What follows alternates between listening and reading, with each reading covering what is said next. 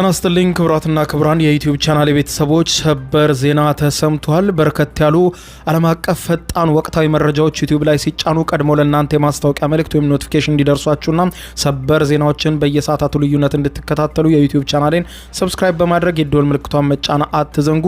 ወደ ሰበር መረጃው ስናቀና ኢራን ከባድ ሀዘን ውስጥ ወድቃለች። የ40 ቀናት የሀዘን ጊዜም አውጃለች። አያቶላ አሊ ካሚኒ መገደላቸውንም አምና በይፋ ለህዝቧ ከሰዓታት በፊት መግለጫ ሰጥታለች። የአሜሪካው ፕሬዝዳንት ዶናልድ ጄ ትራምፕ እና እስራኤል ማምሻውን ገለናቸዋል አያቶላን ሲሉ መግለጫ ሰጥተው ነበረ። ኢራን በወቅቱ ሁኔታውን ያስተባበለች ቢሆንም ንጋት ላይ ለህዝቧ ሁሉንም ገልጻለች። የ40 ቀናት የሀዘን ጊዜም አውጃለች። ቀጠናው አሁንም በከፍተኛ ሁኔታ እንደተናጠነው ኢራን በሰው አልባ በራሪ አውሮፕላኖችና በሚሳኤሎች ወደ ተለያየ አቅጣጫ ከባድ ጥቃት እየሰነዘረች ትገኛለች። በጥቃቱ ሰለባ ከሆኑት መካከል ዋነኛዋ የተባበሩት አረብ ኤምሬትስ የንግድና የቱሪዝም ከተማ ዱባይ ናት። ዱባይ ዋናውና ዓለም አቀፉ ኤርፖርት በኢራን ሚሳኤሎች የተመታ ሲሆን የኩዌት ዓለም አቀፍ አውሮፕላን ማረፊያ እንዲሁም የባህሬን ዓለም አቀፍ አውሮፕላን ማረፊያዎችም በተመሳሳይ የጥቃቱ ሰለባ ሆነዋል። እስራኤል ቴልአቪቭን ጨምሮ የተለያዩ ከተሞቿን በኢራን ሚሳኤሎች ሲደበደቡ አድረዋል። ሁኔታውን በተመለከተ የእስራኤል መገናኛ ብዙሃን አስቸኳይ መግለጫዎችን በመስጠት ላይ ይገኛሉ። ከአያቶላ መገደል በኋላ የኢራን ቀጣይ ጣፈንታ ምን ሊሆን ይችላል የሚለው አልታወቀም። የሀገሪቱ ጀነራሎች ሁሉንም በቁጥጥር ስር በማድረግ ከባድ ጥቃቶችን እየሰነዘሩ ነው። አሜሪካው የስለላ ድርጅት CIA ከዚህ ቀደም ለአሜሪካው ፕሬዝዳንት ዶናልድ ጄ ትራምፕ ኢራንን በተመለከተ አሻግሮት የነበረው ሰነድ ሾልኮ በሮይተርስ የዜና ወኪል እጅ ገብቷል። ሮይተርስ ስለሾለከው ሰነድ ምን አለ? በዝርዝር የማስደምጣችሁ ሰበር ዜናዎች አሉ። አብረን ዝርዝሩን እንከታተለው። በቅድሚያም የኢራኑ መንፈሳዊ መሪ አያቶላ አሊ ካሚኒ መገደላቸውን ኢራን አመነች። መሪዋ የተገደሉባት ኢራን ለ40 ቀናት የሚቆይ የሀዘን ጊዜ ያወጀች ሲሆን ሁሉንም በዙሪያዬ ይህ እንዲሆን የተባበሩትን ሁሉ እበቀላለሁ ብላለች። ኢራን አያቶላ አሊ ካሚኒ መገደላቸውን የአሜሪካው ፕሬዝዳንት ዶናልድ ጄ ትራምፕ እና የእስራኤሉ ጠቅላይ ሚኒስትር ቤንያሚን ኔታንያሁ አመሻሹን ነበር ያስታወቁት። ነገር ግን የኢራን መገናኛ ብዙሃን አያቶላ አልተገደሉም፣ አሁንም ቢሆን ስራቸውን እየከወኑ ትግሉን እየመሩ ነው ሲሉ አስተባብሎ ነበር። ይሁን እንጂ አሁን ንጋቱን የኢራን መገናኛ ብዙሃኖች በይፋ እንዳስተዋወቁት አያቶላ አሊ ካሚኒ መገደላቸውን ገልጸው ለሚቀጥሉት 40 ቀናት ከባድ የሀዘን ጊዜ በኢራን ታውጇል። የበቀል ጥቃቱም በሁሉም ይህ እንዲሆን በተባበሩ ላይ ሁሉ ይቀጥላል ብለዋል። ፕሬዚዳንት ዶናልድ ጄ ትራምፕ የኢራኑ የበላይ መሪ አያቶላ አሊ ካሚኒ መገደላቸውን በይፋ ባስታወቁበት የጽሁፍ መልእክታቸው እንዳሉት ከሆነ ካሚኒ በታሪክ ውስጥ ካሉ እጅግ ክፉ ሰዎች አንዱ ነበረ። ተገሏል፣ ገለነዋል ብለዋል። አያቶላን ከአሜሪካ የስለላ ድርጅቶችና ዘመናዊ የመከታ መሳሪያዎች በሙሉ ከጠባቂዎቹና ከሌሎችም የኢራን ባለስልጣናት ጋር ማምለጥ አልቻለም ነበረ። ለዚህም በአሜሪካ ውስብስብ መሳሪያዎች ተመቷል ብለዋል ትራምፕ። ይህ ክስተት ለኢራን ሕዝብ ሀገሩን መልሶ ለመረከብ የተገኘ ትልቅ አጋጣሚ ነው በማለት የጠቀሱት ዶናልድ ጄ ትራምፕ በርካታ የኢራን አብዮታዊ ዘብ ወታደሮች ለአሜሪካ ጦር እጃቸውን ለመስጠት እንደጠየቁ ሰምቻለሁ። ይህ መልካም ውሳኔ ነው፣ መሳሪያችሁን አውርዱና ለአሜሪካና እስራኤል እጃችሁን ስጡ ሲሉ ጥሪ አቅርበዋል። ይህ ካልሆነ ግን መጨረሻችሁ አያምርም ሲሉ ነው የተናገሩት። ትራምፕ ይህንን ካሉ በኋላም በኢራን ውስጥ የመንግስት ለውጥ መካሄድ መጀመሩን ገልጸዋል። በተያያዘ ዜና ኢራን የበቀል ጥቃቷን ወደ ተለያዩ የመካከለኛው ምስራቅ ሀገራት ሌሊቱን የቀጠለች ሲሆን ኢራን በከፍተኛ ቁጥር ባላቸው የድሮንና የሚሳይል ጥቃቶቿን በርካታ ቱሪስቶች መውጫ መግቢያ የሆነውን የዱባይ ዋናውን ዓለም አቀፍ አውሮፕላን ማረፊያ በሚሳኤል የመታች ሲሆን ከዚህም ባሻገር የባህሬንና የኩዌት አውሮፕላን ማረፊያዎችም በተመሳሳይ ከባድ ጥቃት እንደደረሰባቸው ተመልክቷል። መካከለኛው ምስራቅ ሀገራቱም ከእስራኤልና አሜሪካ ጋር ማበራቸውና በተለይም የአሜሪካ የጦር ሰፈሮች በሀገራቱ ላይ መገኘታቸውን ተከትሎ ነው ኢራን ጥቃቱን ሌሊቱን አጠናክራ ያደረችው። ከኢራን ጥቃት ሰለባዎች አንዷ የሆነችው የተባበሩት አረብ ኤምሬትስ ስትሆን በርካታ ቱሪስቶች ገብተው የሚወጡባት የንግድና የቱሪስት ከተማ የሆነችው ዱባይ ዋነኛ ዓለም አቀፍ አውሮፕላን ማረፊያዋ ወይም በኮድ ስሙ ዲኤክስቢ በአንድ የመንገደኞች ማረፊያ ላይ ከባድ ጥቃት እንደደረሰበት ተመልክቷል። የዘገባ እስከተጠናከረበት ሰዓት ድረስ በዱባይ ኤርፖርት በደረሰው ከባድ ጥቃት የተጎዱ ሰዎችን በተመለከተ የወጣ ቁጥር የለም። ነገር ግን በዋናው አየር ማረፊያ ላይ ጉዳት እንደደረሰ ተመልክቷል። በተመሳሳይ የአቡዳቢ አውሮፕላን ማረፊያዎች ሁሉም በረራዎች ሙሉ በሙሉ የተቋረጡ ሲሆን የመንገደኞች ደህንነትን ለመጠበቅ ሲባል የኤምሬትስ የአየር ክልልም መዘጋቱን ነው የተባበሩት አረብ ኤምሬትስ ያስታወቀው። የተባበሩት አረብ ኤምሬትስ ጦር ባወጣው መግለጫ እንዳስታወቀው በርካታ ቁጥር ያለው የሰው አልባ በራሪ አውሮፕላን ወይም ድሮኖችና የሚሳኤል ጥቃት ከኢራን በኩል እንደተቃጣ ገልጾ ጥቃቱን ለመቆጣጠርና ለማክሸፍ እየጣረ እንደሆነ ገልጿል። በተለይም ደግሞ የከበርቴዎች ማረፊያ በሆነው ቡርጅ አልአረብ በተሰኘው የሰባት ኮከብ ሆቴል ላይ የተቃጣውን ጥቃት ተከትሎ የከሸፈ ሚሳኤል በሆቴሉ ላይ ከወደቀ በኋላ በሆቴሉ ላይ መጠነኛ ጉዳት እንደደረሰም ተመልክቷል። የተባበሩት አረብ ኤሚሬትስ በከፍተኛ ድንጋጤ ውስጥ ትገኛለች። ሌላኛዋ የግጭቱ ዳፋ የደረሳት ደግሞ ኩዌት ነች። የኩዌት ዓለም አቀፍ አውሮፕላን ማረፊያም በተመሳሳይ በኢራን ሚሳኤሎች የተመታ ሲሆን መጠነኛ ጉዳት እንደደረሰበት ተመልክቷል። ሌላኛዋ ሀገር ባህሬንም በተመሳሳይ ዓለም አቀፍ የአውሮፕላን ማረፊያዋም በሚሳኤልና በሰው አልባ በራሪ አውሮፕላኖች እንደተመታባት ከስፍራው የወጡ መገናኛ ብዙሃን ዘገባዎች አመልክተዋል። እጅግ ስፍር ቁጥር የሌላቸው ሚሳኤሎችና ሰው አልባ በራሪ አውሮፕላኖች ደግሞ ዛሬ ሌሊቱን የእስራኤልን ቴልአቪቭን ጨምሮ የተለያዩ ከተሞችን ሲደበድቡ አንግተዋል። እስራኤል ምሽቱን አውጥታው በነበረው መግለጫ እንደገለጸችው ከሆነ ከኢራን የተተኮሱ ሚሳኤሎችን ለማክሸፍ እየጣረች መሆኑን ገልጻ በተመሳሳይም የኢራን ከፍተኛ አመራሮች መገደላቸውን አስታውቃለች።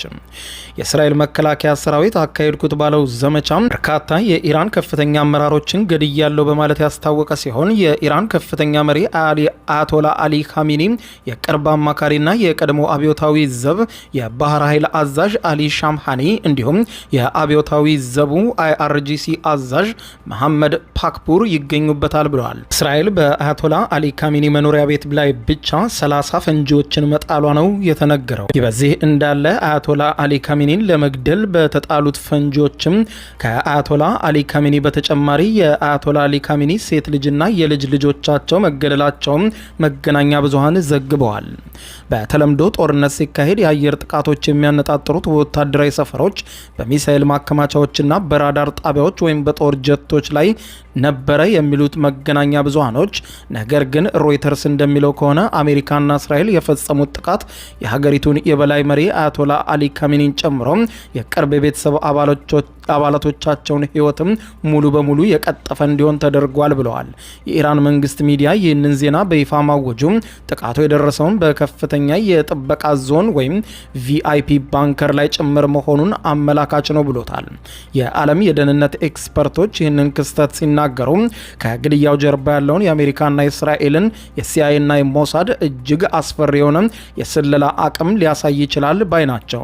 ይህ ጥቃት ለቴህራን ባለስልጣናት የሚያስተላልፈው አንድ ቀጥተኛና ዘግናይ መልእክት አለው የሚለው መገናኛ ብዙሃኑ ይኸውም የጦር መሳሪያዎቻችሁን ብቻ ሳይሆን መሪዎቻችሁና ቤተሰቦቻችሁም የት እንደሚገኙ እናውቃለን፣ የት እንደሚንቀሳቀሱና በየትኛው ክፍል እንዳሉ ጭምር እናውቃለን የሚል ግልጽና ቀጥተኛ መልእክት ለኢራን ተላልፏል በዚህ ጥቃት ብለዋል። የጠቅላይ መሪው አያቶላ አሊ ካሚኒና ቤተሰባቸው መገደል የኢራንን የፖለቲካና ወታደራዊ አመራር በከፍተኛ ስነልቦናዊ ድንጋጤና ሽብር ውስጥ ለመክተት የታለመ ነው የተባለ ሲሆን የጠቅላይ መሪውና ቤተሰቦቻቸው ደህንነት የማይረጋገጥ ከሆነ በኢራን ውስጥ የትኛውን ባለስልጣን ደህንነት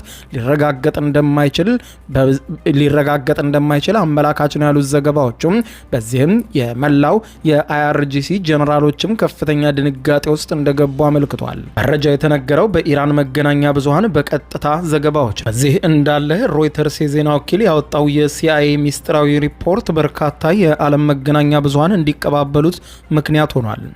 ሮይተርስ እንዳጋለጠው ከሆነ የአሜሪካ ማዕከላዊ የስለላ ኤጀንሲ ሲአይኤ ጥቃቱ ከመፈጸሙ ከ2 ሳምንታት በፊት አንድ ወሳኝ የደህንነት የስለላ መረጃ አዘጋጅቶ ለፕሬዝደንት ዶናልድ ጄ ትራምፕ አጋርቷቸው ነበር። በዚያ ሰነድ ላይ የኢራኑ ጠቅላይ መሪ አያቶላ አሊ ካሚኒ የት እንዳሉ ጠንቅቆ ሲአይኤ እንደሚያውቅ፣ ነገር ግን ቢገደሉ እንኳን ሀገሪቱ ወደ ዴሞክራሲያዊ ስርዓት አትሸጋገርም፣ ይልቁንም ኢራን ሙሉ በሙሉ በእጅግ አስፈሪ በሆነው የኢራን ሪቮሉሽነሪ ጋርድ አይአርጂሲ ወታደሮች የበላይነት ስር እንደምትወድቅ እንደምትወድቅና ኢራን አሁን ካለው በላይ ለአሜሪካ ደህንነት አስጊ እንደምትሆን ለእስራኤልም በከፍተኛ ሁኔታ አስጊ ልትሆን እንደምትችል የሚያስጠነቅቅ ሪፖርት ለአሜሪካው ፕሬዝዳንት አቅርቦላቸው ጥቃት በኢራን ላይ ቢከፈት እንኳን አያቶላ አሊ ካሚኒ እንዳይገደሉ የሚል ትዕዛዝ ሰጥቶ ነበረ። ዘገባው እንደሚያትተው ከሆነ ይህ የሲአይኤ ማስጠንቀቂያ በዋይት ሃውስ መደርደሪያ ላይ ብቻ አልቀረም። የአሜሪካ ውጭ ጉዳይ ሚኒስትር ማርኮ ሩቢዮ ጥቃቱ ከመፈጸሙ ቀናት በፊት ለአሜሪካ ኮንግረስ ከፍተኛ የደህንነትና የስለላ ኮሚቴ መሪዎች ሚስጥራዊ ገለጻ አድርገውላቸው እንደነበር ሮይተርስ በዘገባው አጋልጧል። ሩቢዮም በገጻቸው ላይ በጄኔቫ የኒውክሌር ድርድር ስምምነት ካልተደረሰ አሜሪካ ጥቃት መክፈቷ አይቀርም ብለው ነበረ። ይሁን እንጂ የሲአይኤ መረጃ እንደሚያሳየው ይህ ወታደራዊ እርምጃ ኢራንን ወደ ለዘብተኛ አስተዳደር ሳይሆን እጅግ ወደ አደገኛና አስፈሪ ለአሜሪካም ሆነ ለእስራኤል የማይመለስ ሌላ ጠንካራ ሀገር ሊያደርጋት ይችላል፣ በጀነራሎች እጅም ትወድቃለች ሲል ሲአይኤ ያለውን ሁኔታ ተንትኖ ለፕሬዝደንቱ አስረድቶ ነበር። ሲአይኤ ይህንን እያስጠነቀቀ ፕሬዝደንት ዶናልድ ጄ ትራምፕ ለምን ይህንን እርምጃ ወሰዱ? ሮይተርስ ይህንን ሲተነትን በትራምፕ አስተዳደርና በስለላ ተቋማቱ መካከል ያለውን የሀሳብ ልዩነትም በተመለከተ ቁልጭ አድርጎ የሚያሳይ ነው ብለውታል። ፕሬዝደንት ትራምፕ ባወጡት የቪዲዮ መልእክት የኢራንን መንግስት አሸባሪ ስርዓት ሲሉ ጠርተውት ነበር። እንዲሁም የኢራንን ህዝብ መንግስቱን እንዲገለብጥ ቀጥተኛ ጥሪ ያቀርበውም ነበር። የትራምፕ እምነት የአሜሪካ የጦር ጀቶች የኢራንን የጦር ሰፈሮች እያወደሙ ህዝቡ የተፈጠረውን ክፍተት ተጠቅሞ ወደ አደባባይ በመውጣት ስርዓቱን ይጥለዋል የሚል እምነት ነበራቸው። የስለላው ኤጀንሲ ግን ይህ የትራምፕ ሀሳብ የውሃ ላይ ኩሬ ሊሆን እንደሚችል ነው ያሰመረበት። የአይአርጂሲ ጀነራሎች የኢራንን ኢኮኖሚ፣ ሚዲያና የጸጥታ መዋቅር 100% ስለሚቆጣጠሩት ማንኛውም ህዝባዊ አመጽ ኢራን ውስጥ አይካሄድም፣ ምክንያቱም ጀነራሎቹ ሙሉ በሙሉ ይቆጣጠሩታል በማለት ሲአይኤ አስጠንቅቆ ነበር። ይህ ሮይተርስ ዘገባ አንድ ትልቅ የጂኦፖለቲካ እውነታን ይፋ አድርጓል። እሱም በኢራን ውስጥ ከ1979 አብዮት ጀምሮ ይሰራበት የነበረው ስርዓት ማክተሙን ይሁን እንጂ በኢራን ሌላ አስፈሪዋ ኢራን እየተወለደች መሆኑን ይገልጻሉ። አሁን እንደተገደሉ በኢራን ጭምር የተረጋገጠው አያቶላ አሊ ካሚኒና ሌሎችም መሪዎችም የሀገሪቱ የፖለቲካ ፊት አውራሪዎች ነበሩ። ነገር ግን አሁን በሲአይኤ ትንበያ መሰረት የአይአርጂሲ አዛዦች ወደፊት በመምጣት ሀገሪቱን እንደሚቆጣጠሯት ገልጸዋል። በዚህም በወታደራዊ አዋጅ ያስተዳድሯታል በማለት ገልጾ ማንኛውም የዲፕሎማሲና የድርድር በሮች ለዘላለሙ ሙሉ በሙሉ ከአሜሪካና እስራኤል ጋር በመዝጋት ሌላ ጠንካራ ኢራንን ይወልዳሉ ሲል ሲአይኤ አስጠንቅቋል። የሆነ ሆኖ የሲአይኤን ማስጠንቀቂያ ከቁብ ያልቆጠረው የአሜሪካው ፕሬዝዳንት ዶናልድ ጄ ትራምፕ አስተዳደር ቀጥተኛ ጥቃት የወሰደ ሲሆን አያቶላ አሊ ካሚኒም ተገለዋል። የኢራኑ ጀነራል ዛሬ ሌሊቱን በሰጡት መግለጫ እንዳስታወቁት እስካሁን የተኮስነው ካለን ክምችት በጣም ውስኑን ነው። በጣም ከፍተኛ ጥቃትም ይህ እንዲሆን በተባበሩት ላይ ሁሉም እያደረስን እንቀጥላለን። ኢራን ከፍተኛ የበቀል እርምጃዋን ትቀጥላለችም ብለዋል። የሆነው ሆኖ አሁን አያቶላ አሊ ካሚኒ መገደላቸውን ተከትሎ ቀጠናው ሌላ ስጋት አዝሎበታል። የኢራን ቀጣይ ጣፈንታ ምን ሊሆን ይችላል የሚለው ኢራን በጉዳዩ ዙሪያ ተጨማሪ መረጃና መግለጫ ለህዝቧ ትሰጣለች ተብሎ ይጠበቃል። ለአያቶላ አሊ ካሚኒ ግድያ ተከትሎ በመላው ኢራን የ40 ቀናት ጥልቅ የሀዘን ጊዜ ታውጇል። ክቡራን አድማጮች በጉዳዩ ዙሪያ ተጨማሪ መረጃ ተከታትዬ የማቀብላችሁ ይሆናል።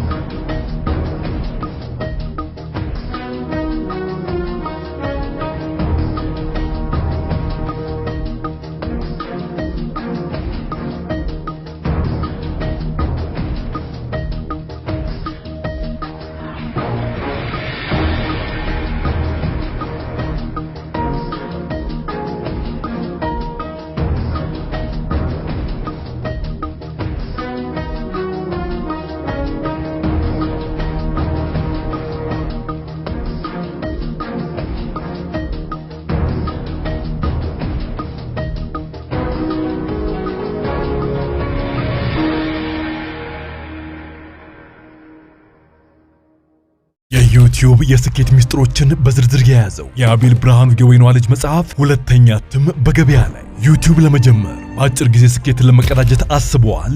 ዩቲዩብ ጀምር ስንት ብር አገኘሁም ብሎ አስበዋል? እንግዲያውስ በዩቲዩብ 2 የወርቅ 3 የብር ሽልማቶችን ያገኘው የአቤል ብርሃኑ የወይኗ ልጅ የዩቲዩብ ሚስጥሮች መጽሐፍ በዝርዝር ሁሉንም ያብራራሉታል። ዛሬውኑ ገዝተው ህልሞን እውን የሚያደርጉበትን የዩቲዩብ የስኬት መንገድ ይጀምሩ። በሀገር ቤት አከፋፋይ አዲስ አበባ ሜክሲኮ ኮሜርስ መጽሐፍት መደብር። በውጭ ሀገራት ለምትገኙ ከአማዞን ላይ ብታዙ በቀናት ውስጥ ደጁ ይደርሳል። የአማዞን ሊንኩን እዚህ ቪዲዮ ኮሜንት ላይ ያገኙታል። የዩቲዩብ ሚስጥሮች ዘመኑ ጋር ተፈላጊ መጽሐፍ። 6 ዓመት 6 ፕሮጀክቶችን ያስረከበው ቴምር ፕሮፐርቲስ በተመረጡ ሳይቶች ላይ እስከ 35% የሚደርስ እውነተኛ ቅናሽ እንካችሁ ብሏል። ቤተ መንግስትን ጎረቤት ባደረገችው አዋሬ ከባለ 1 እስከ ባለ 3 መኝታ በተለያየ የካሬ አማራጭ እየሸጥን ነው። 121 ካሬ ጠቅላላ ዋጋው 12 ሚሊዮን 947 ሺህ ብር፣ በቅድመ ክፍያ 2 ሚሊዮን 589,400፣ 100% ለሚከፍሉ ደግሞ የ35% ቅናሽ ተደርጎ በ8.4 ሚሊዮን ብር ባለ 3 መኝታ 150 ካሬ ጠቅላላ ዋጋው 16 ሚሊዮን 50 ሺህ ብር፣ ቅድመ ክፍያ 3 ሚሊዮን 210 ሺህ ብር፣ ሙሉ ለሚከፍሉ የ35% ቅናሽ ተደርጎ 10.4 ሚሊዮን ብር መግዛት ይችላሉ። የዲፕሎማቶች መኖሪያ በሆነችው ሳር ቤት ከአፍሪካ ህብረት በቅርብ ርቀት ላይ በምትገኘው ቡልጋሪያ ከስቱዲዮ እስከ ባለ 3 መኝታ ቤት በተለያየ ካሬ አማራጭ አቀርበናል። በተጨማሪም በገላንና በቡልጋሪያ ሳይቶቻችን ላይ በዘመናዊ የንግድ ሞሎቻችን ውስጥ የንግድ ሱቆችን ከቅድመ ክፍያ 500 ሺህ ብር ጀምሮ ከ2.5 ሚሊዮን ብር ጠቅላላ ክፍያ ጋር እየሸጥን እንገኛለን። ይፍጠኑ። በ0910 47 38 79 ወይም በ0991 81 33 32 ላይ ሃሎ ይበሉን። ቴምር ፕሮፐርቲ